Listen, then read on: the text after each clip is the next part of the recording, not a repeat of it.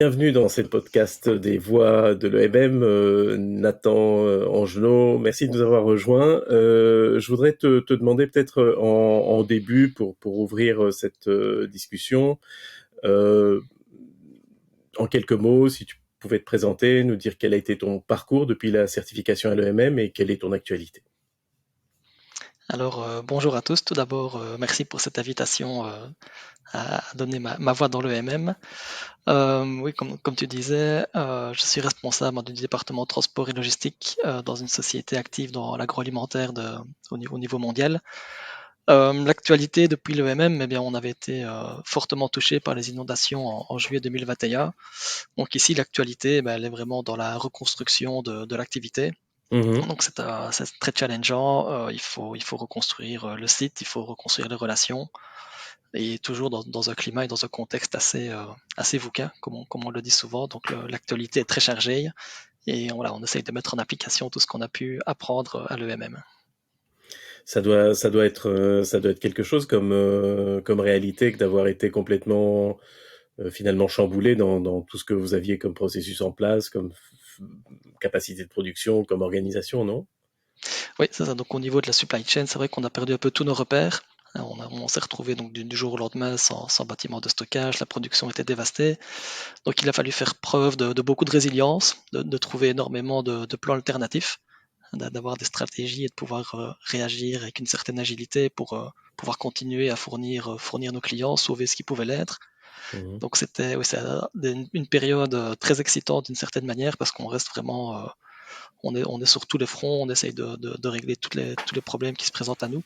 Mhm. Donc c'était vraiment une période difficile. Ici, on est vraiment occupé à reconstruire les bases, à essayer de reprendre de nouveaux repères parce qu'ils ne sont plus les mêmes qu'avant. Et on s'adapte alors énormément à tout ce qu'il faut. Et donc tu as effectivement tu as toute la partie, je dirais matérielle qui est impactée, mais sur le plan de la gestion des personnels, sous un angle, si on le voit sous un angle leadership, ça doit être un exercice grandeur réelle d'essayer de retisser, et de remobiliser, non? Oui, non, c'est vrai qu'au niveau relationnel, on a tous été très fortement touchés, même de manière humaine.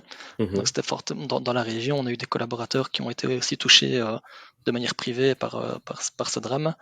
Et donc c'est vrai qu'il faut vraiment pouvoir puiser dans son énergie pour motiver les troupes.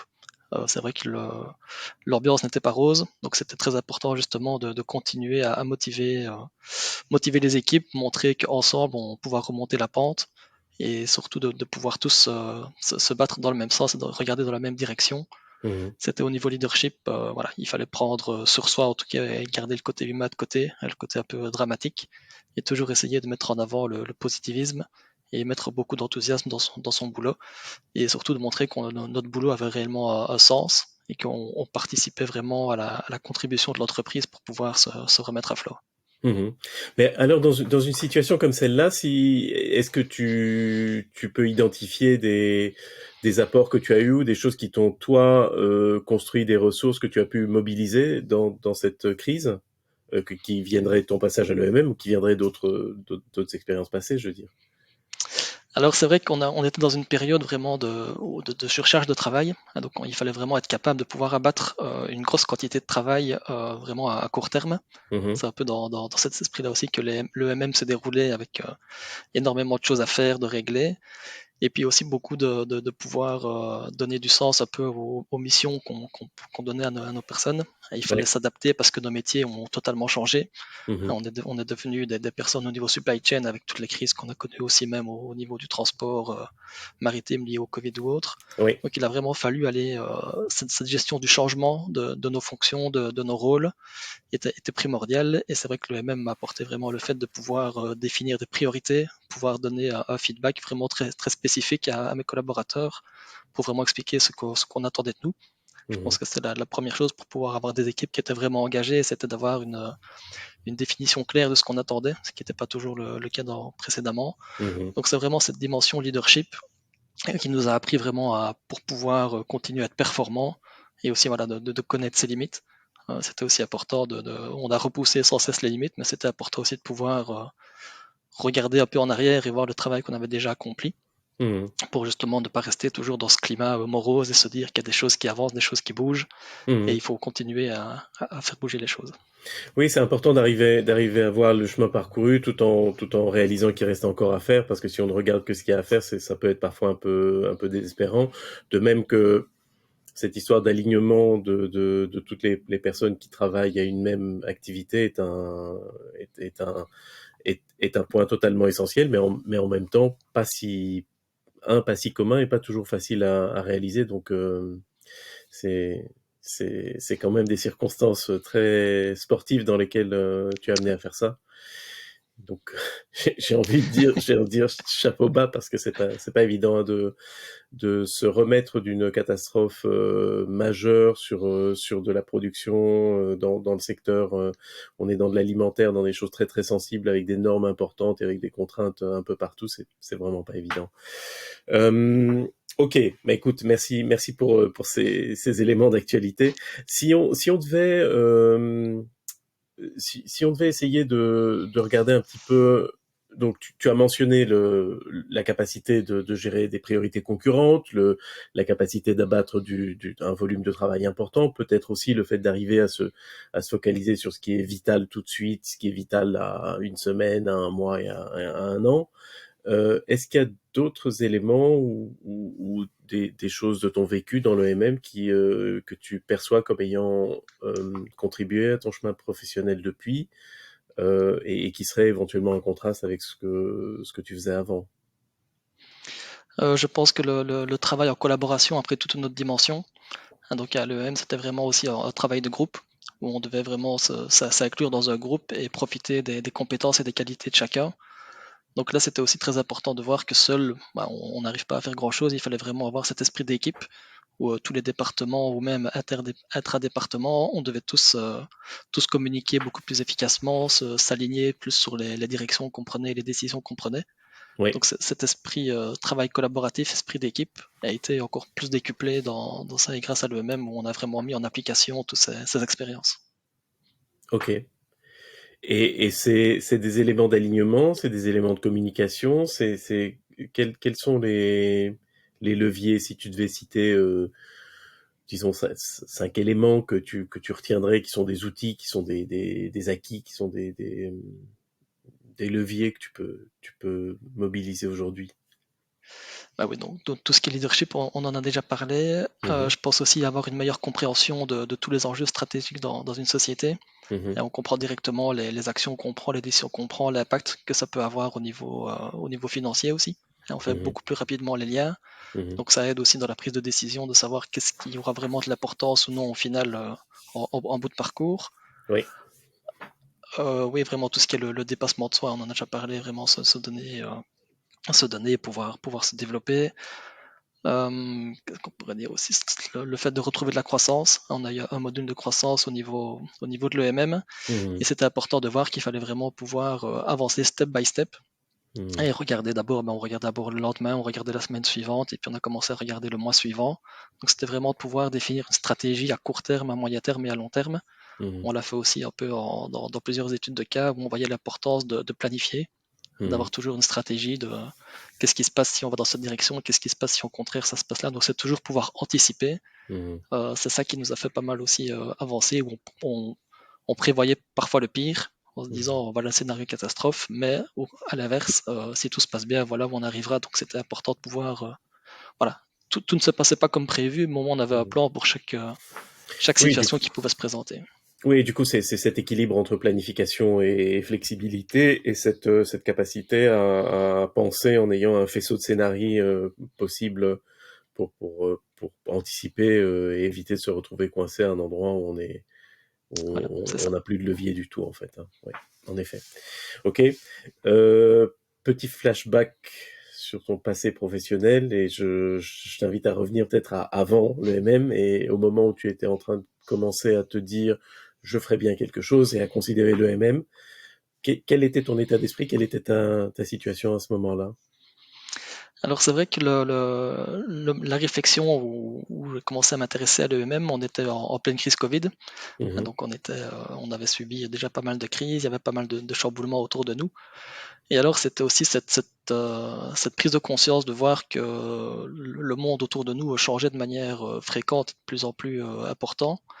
Et alors c'était de se dire que moi je suis quelqu'un, j'aime bien les challenges, j'aime bien aller de l'avant, et je voulais être acteur de mon propre changement. mhm. Donc, je voyais que tout bougeait autour de moi, mais je ne voulais pas rester de manière fataliste sans réagir, et je voulais justement pouvoir développer mon champ de compétences, pouvoir aller acquérir de nouvelles techniques. Et alors je me sentais, j'avais besoin de m'outiller de manière plus précise pour pouvoir aborder tous les futurs défis qui se présenteraient suivant, et pouvoir évoluer à d'autres échelons. Voilà. C'était vraiment l'envie de pouvoir me dire que j'étais dans les bonnes conditions pour pouvoir évoluer. Oui, donc c'était vraiment une dynamique d'évolution, c'était une sorte. Dans quelle mesure est-ce que la période Covid a été un déclencheur pour toi? Est-ce que c'est quelque chose qui t'a secoué ou est-ce que c'était indépendant de cette pandémie? On va dire que la réflexion de pouvoir continuer à apprendre était déjà mûrie depuis un certain temps. Donc j'étais Mhm, toujours un petit peu resté sur ma faim au niveau de mon parcours académique, où j'avais envie toujours, je pensais, ne pas avoir été au bout de mes capacités. Donc il y avait toujours cette petite frustration qui était présente. mhm. Et puis c'est vrai que oui, pendant le Covid, on a passé beaucoup de temps isolé d'une certaine manière. C'était de Oui. pouvoir réfléchir à comment faire pour pouvoir essayer de se donner les moyens d'arriver là où on veut arriver. Mhm. Ok, super. Et au fond, maintenant, si on en vient à l'expérience même, même, hein, si on essaye de la décrire, de la synthétiser, de la caractériser, quelle a été ton expérience à toi de l'EMM? Alors, j'en retire évidemment énormément de positifs. Donc, c'était vraiment une aventure, un voyage très, très enrichissant à tout niveau, d'un point de vue humain, d'un point de vue apprentissage, d'un point de vue relationnel.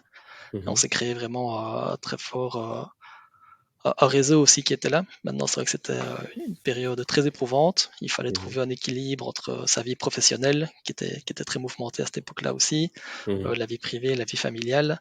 Et donc, c'est vrai que le MM est venu s'ajouter en plus. C'était pas un projet qui est venu à la place d'eux. Non. C'est vrai que je suis aussi enfin, je viens de la province de Liège, vraiment à l'est. Je suis à 15 minutes de la frontière allemande. Ouais, Donc, c'est vrai que j'avais aussi pas mal de temps pour pouvoir rejoindre Bruxelles les jeudis soirs et les samedis. ouais, Donc c'est vrai que tout l'un dans l'autre, c'était une année très, très soutenue, mais j'en retire ouais. énormément de positifs. Mhm. Bon, on a évidemment la dimension travail individuel que tu décris bien l'intensité. C'est vrai que le reste de la vie n'arrête pas au fond. Hein.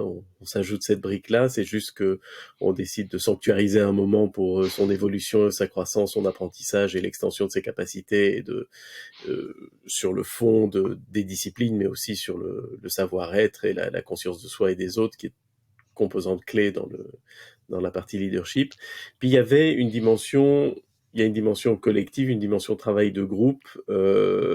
Qu'est-ce que quels sont tes souvenirs de ça? Qu'est-ce que tu en as appris? Qu'est-ce que ça t'a apporté, cette facette collective au fond du parcours? Alors c'est vrai que le travail de groupe était au final une super expérience. C'est vrai que les premières semaines, les premiers jeudis, il a fallu apprendre un peu à se connaître. On vient Mhm, tous de différentes fonctions, on a tous différents profils, différentes expériences. mhm, Donc il faut que l'alchimie puisse prendre à travers ce groupe. Alors c'est mhm, vrai qu'au début, on passait parfois de longues minutes à parfois débattre sur un mot qui était sur une présentation. Donc voilà, par la suite, ça s'est un peu assoupli, on a appris à se connaître. Et ouais, puis on a surtout il y avait un coaching qui était fait vraiment toutes les semaines avec des personnes qui venaient un petit peu observer les groupes, qui venaient un petit peu voir les profils de chacun, et qui nous donnaient souvent des conseils mhm, pour pouvoir justement faire que la performance de groupe soit efficace. mhm, Et c'était très intéressant parfois de se mettre un petit peu en recul du groupe pour un petit peu observer la dynamique qui prenait petit à petit.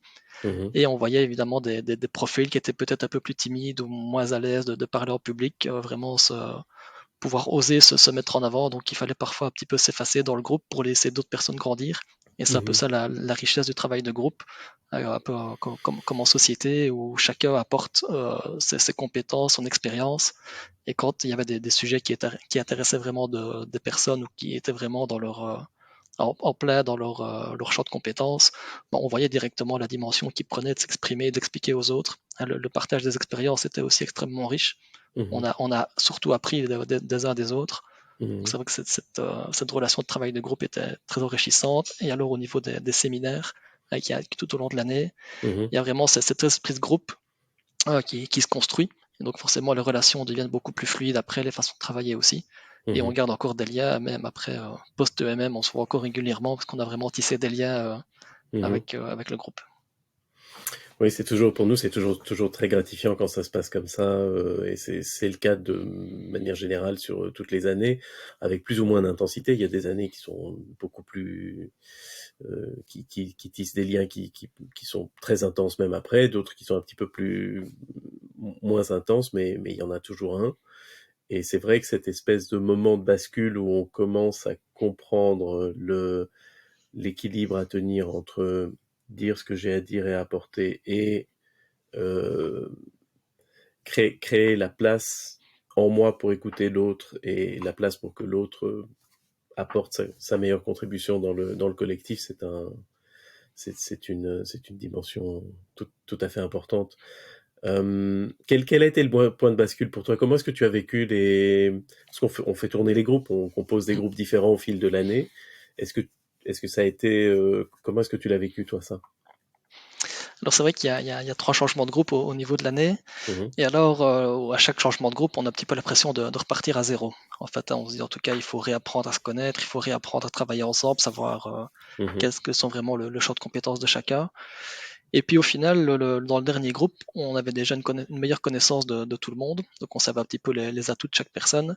Et alors, on avait une dynamique de travail qu'on comprenait maintenant, quelle est un peu la méthode des cas. Donc, on avait parfois un peu tendance à peut-être à se partager certaines parties, de travailler à fond certaines parties pour remettre après en commun et puis de débattre. Donc, au fur et à mesure, ça devenait vraiment plus efficace.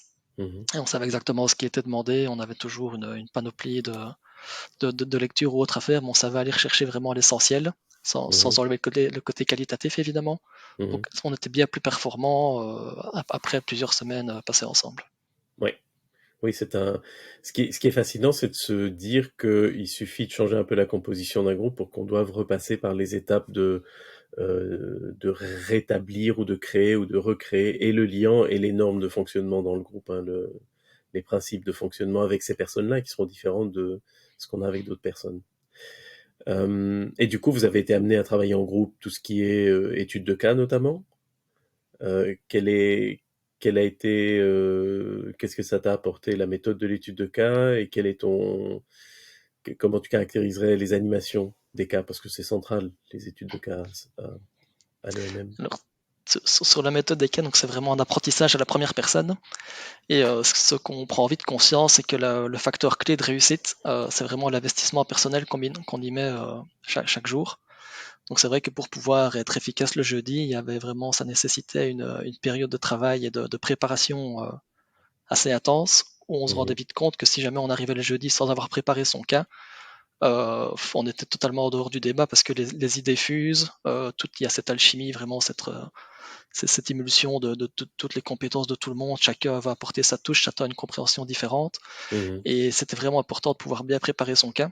Mhm. Donc ça, c'était vraiment une période assez amusante, où il fallait vraiment prendre conscience que c'était soi-même qui travaillons pour vraiment pouvoir être efficace derrière, et qu'il y avait énormément de lectures, beaucoup de supports, mais l'étude des cas c'est vraiment axé sur la pratique, la réflexion et le travail de groupe.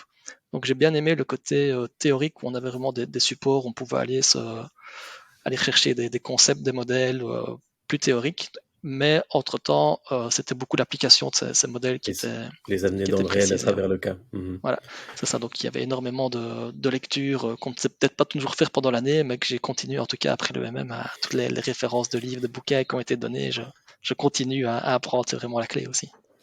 Oui, c'est sûr, bah c'est bien que tu continues. Nous, ce qu'on essaye de faire d'un point de vue pédagogique, c'est aussi planter quelques graines, essayer d'aller suffisamment en profondeur pour qu'on comprenne le sujet, qu'on le maîtrise, qu'on donne les moyens d'aller plus loin pour ceux qui veulent en fonction des domaines. Et c'est cet apprentissage de comment apprendre ou de comment explorer un terrain qui n'est pas le nôtre au début, qui est visé ici.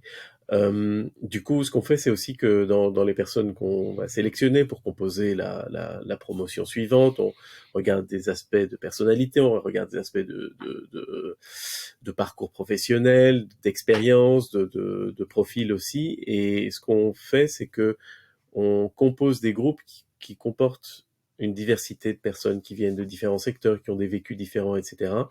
Comment est-ce que tu as vécu ça, toi? Est-ce que tu as senti, est-ce que tu as observé la chose dans le travail de cas?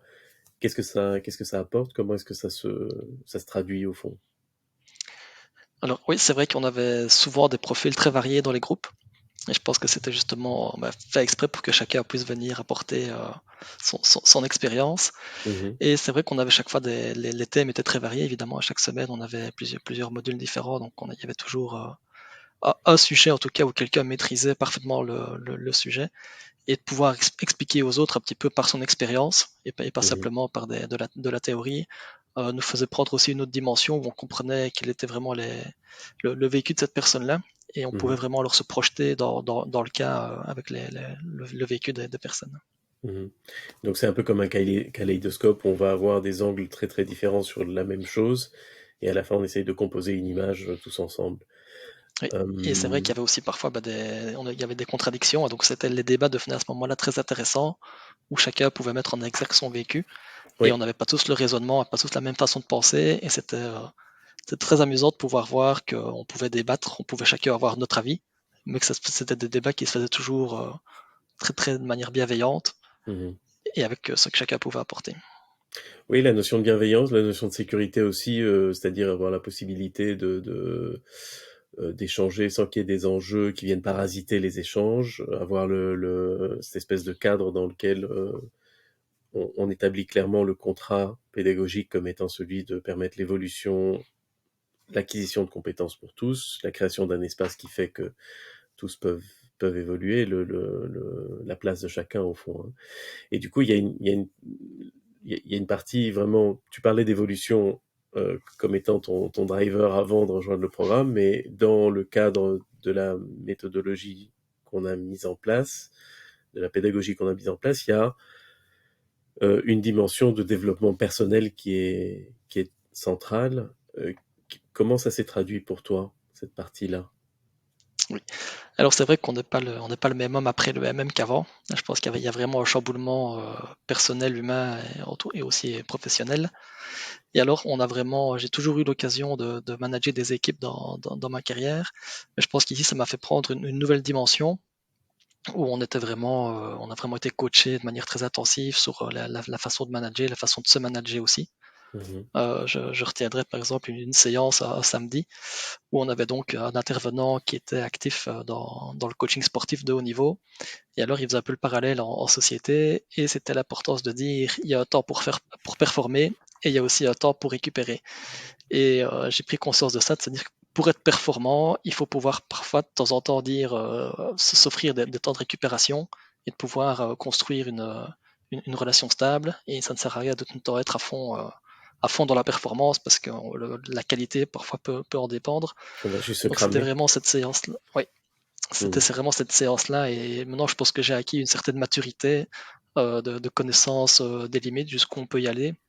Mais je me sens aussi beaucoup plus serein dans ma façon de manager. Donc je mhm. pense que l'important d'avant de manager des équipes, c'est se manager soi-même et prendre conscience de ce qu'on est capable. Le MM m'a apporté cette dimension où je me sens oui, beaucoup plus serein. Je sais les temps où je peux performer, je sens les temps maintenant où je dois un petit peu prendre un petit peu du recul pour continuer à être performant par après. Donc c'est vraiment un développement personnel à tout niveau. Quelle est la dimension de conscience de soi et de conscience des autres dans ce que tu dis ici? Quelle est la balance en fait? Oui, il y a vraiment un échange donc avec l'équipe, il y a vraiment une empathie qui se développe et Mhm, il faut vraiment pouvoir se mettre à la place de ses collaborateurs pour comprendre un petit peu le raisonnement qu'ils ont. C'est de voir mhm, aussi la façon qu'ils ont de penser parce qu'on a pu le voir à travers le MM qu'on n'avait pas tous mhm. le même raisonnement, la même façon de penser. Oui, Donc c'est important de pouvoir se mettre à leur place et de pouvoir les guider et de pouvoir définir de manière très précise que c'est facile de pouvoir déléguer des tâches de la façon dont on veut, mais si on ne les explique pas correctement, le résultat qu'on attend, on peut parfois avoir des conflits alors qu'il n'y a pas lieu d'en avoir. ok. Et Et dans l'évolution que tu décris, dans cette dimension de développement personnel, comment est-ce que la façon de laquelle les choses ont bougé pour toi, tu disais on n'est pas la même personne après qu'avant, comment est-ce que ça nourrit ta conception du leadership et ta pratique au fond du leadership en entreprise? Alors c'est vrai que j'aime bien appliquer un leadership collaboratif. Donc j'aime bien travailler en équipe. J'aime bien passer énormément de temps au sein des équipes vraiment pour comprendre la réalité du terrain aussi. Je veux Mhm, toujours être conscient de ce qui se passe. Et mhm, c'est de pouvoir aussi, maintenant, je prends énormément de plaisir à pouvoir encourager la prise d'initiative dans les équipes. mhm, Le fait toujours de pouvoir oser et de pouvoir vraiment élargir ce champ de compétences à partir du moment où on voit des équipes qui évoluent de manière autonome, avec des prises d'initiative et on voit chaque fois les compétences qui augmentent. On peut se dire alors avec du recul que son rôle de manager est rempli. Je pense que c'est vraiment l'envie de faire grandir les équipes. Je pense que c'est mhm, ça avant tout. C'est plus un rôle de leader ou de coach, peut-être mhm, vraiment que de manager. C'est vraiment de pouvoir accompagner les équipes dans leur développement personnel aussi. mhm. Et en ayant vécu le MM et ce développement moi-même, j'essaie de le répercuter dans les équipes pour vraiment faire prendre conscience que on peut tout le temps grandir, peu importe la Oui. fonction, peu importe l'âge. Il y a jamais de bons moments ou de mauvais moments. Donc, à tout niveau, on peut toujours apprendre des choses. Il y a tellement de choses à apprendre aujourd'hui qu'on ne s'arrêtera jamais. Mhm. Oui, en effet. Euh, Tu sais, une des questions qu'on a, et on a un petit peu touché à ça, on a parcouru différentes facettes du programme et de ton expérience dans cette année intensive. On utilise souvent le terme intensif quand je parle avec les anciens.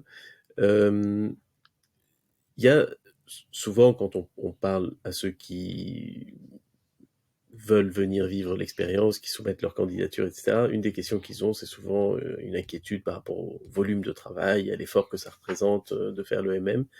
Qu'est-ce que tu dirais à des personnes qui s'inquiètent du volume de travail et de l'effort? Alors, ouais, je pense qu'il ne faut pas le sous-estimer. Je pense qu'il y a une charge de travail qui est là et voilà, il faut pas la mettre de côté. Il faut bien se préparer pour pouvoir en retirer le maximum. Maintenant, je pense que c'est tout à fait faisable.